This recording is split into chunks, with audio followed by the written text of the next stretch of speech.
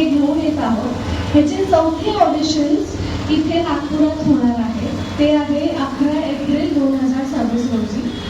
याच्या आधी आपले 3 ऑडिशन्स झाले, नवी मुंबई, पुणे आणि कोल्हापूर. इथून तिथा ऑडिशनमधून आपल्याला खूप चांगला प्रतिसाद आला आहे आणि आता आम्ही नागपूर येथे करणार आहोत आणि आम्हाला अपेक्षा आहे की खूप छान प्रतिसाद मिळेल. म्हणूनच सगळ्या पत्रकार बंधू आणि बहिणींना माझी रिक्वेस्ट आहे की तुम्ही चांगला प्रचार करा आणि आपल्या ह्या चौथ्या ऑडिशनला खूप छान प्रतिसाद मिळेल ही तुमच्याकडून अपेक्षा आहे. आणि आता सर बोलते.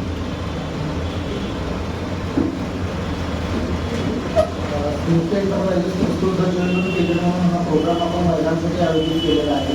याच्यामध्ये मिसेस महाराष्ट्र म्हणून महाराष्ट्रातली सुंदरी महाराष्ट्रातून निवडली जावी हा दृष्टिकोन समोर घेऊन स्फूर्ती एंटरप्राइजेसने महाराष्ट्रामध्ये किमान 6 शहरं जी मेजर शहरं आहेत जिथे तरी किमान ऑडिशन होऊन त्यांच्यामध्ये कॉम्पिटिशनमधून एक महाराष्ट्राची सुंदरी निवडली जावी या दृष्टिकोनातून आणि ग्रामीण भागातील महिला असो किंवा इतर सर्व महिलांमधून मिळून आपल्याला असं व्यासपीठ त्यांना देता यावं की ज्याच्यामधून महाराष्ट्राची सुंदर निवडण्यात यावी म्हणून ही स्पर्धा आपण आयोजित केलेली असून याचे 3 ऑडिशन पार पडलेले आहेत महाराष्ट्रामध्ये.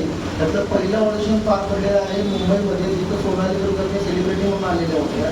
पुण्यामध्ये प्रार्थना वगैरे आलेल्या होत्या सेलिब्रिटी, जिथं पुण्यामध्ये ऑडिशन पार पडलं. कोल्हापूरमध्ये देखील सेलिब्रिटी आलेल्या होत्या, स्मिता गुंडकर म्हणून, त्यांच्या हस्ते ऑडिशन पार पडलं. आणि आता सध्या आपण नागपूरमध्ये 11 तारखेला अर्जुना सेलिब्रेशन हॉलमध्ये हे ऑडिशन होत आहे आणि इथं गौतमी पाटील म्हणून सेलिब्रिटी येत आहेत. एक त्यांच्या भेटीसाठी आणि महिलांचा उत्साह वाढवण्यासाठी की एक साधी देखील महिला या स्टेजपर्यंत पोहोचू शकते, जिच्यामध्ये काहीतरी टॅलेंट असेल किंवा काहीतरी त्यांना करायची इच्छा असेल. तर ग्रामीण भागातील महिलांसाठी आमच्याकडे आतापर्यंत या ऑडिशनसाठी निरनिराळ्या ठिकाणाहून इन्क्वायरीज आलेल्या आहेत. गोंदिया असो, भंडारा असो, चंद्रपूर असो, अमरावती असो, वर्धा असो, येथील देखील कंटेस्टंट या कार्यक्रमामध्ये आता सहभागी होणार आहेत आणि ते त्यांचे टॅलेंट दाखवणार आहेत. याच्यामध्ये जे 40 महिला असतील त्या आमच्यासाठी फिनालेला सिलेक्ट होतील. त्या महिलांना घेऊन आम्ही जय तुझे नावाचं सॉन्ग देखील करणार आहोत आणि त्याच्यामधून त्यांना एक वेगळा प्लॅटफॉर्म देऊ इच्छितो की जेणेकरून त्यांना एका वेगळ्या स्टेजवर जाता यावं.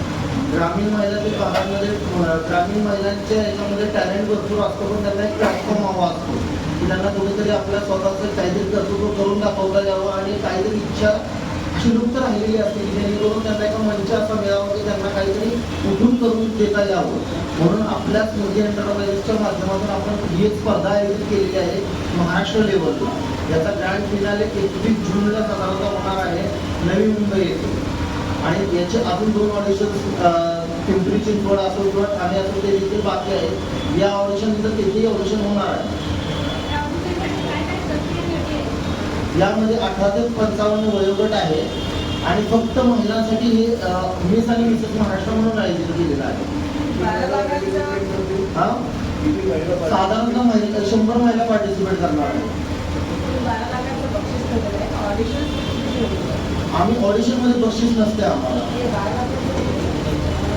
ते त्यांना प्राइझिंग येणार आहे. ते फिनालेला ज्या व्यक्ती फर्स्ट, सेकंड आणि थर्ड असे 3 रँक मिसमधून आणि 3 रँक मिसेसमधून एक 3 लाख, 2 लाख, 1 लाख असे पारितोषिक आहेत. याच्यामध्ये ते मिससाठी 3, 2 आणि 1 आणि मिसेससाठी 3, 2 आणि 1 तर सगळं मिळून 12 लाख रुपयाचे याचं प्राइझिंग आहे.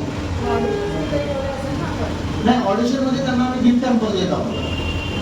म्हणजे एक कॉस्मेटिक ब्रँड्स आहे आपल्यासोबत ब्युटी म्हणून, त्यांच्यातर्फे आम्ही त्यांना गिफ्ट कॉस्मेटिक म्हणून देत आहोत.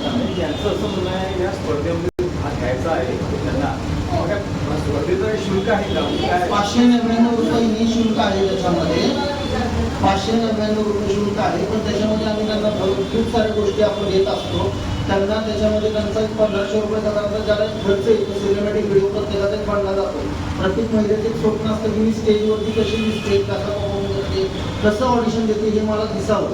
तर तसा एक आपण त्यांचा 1500 रुपयाचा साधारण एक सिनेमॅटिक व्हिडिओ असतो तो त्यांना देत असतो, त्यांना जेवण देत असतो आणि त्यांना गिफ्ट हॅम्पर देत असतो. या सर्व गोष्टी आपण आपल्यातर्फे देत असतो.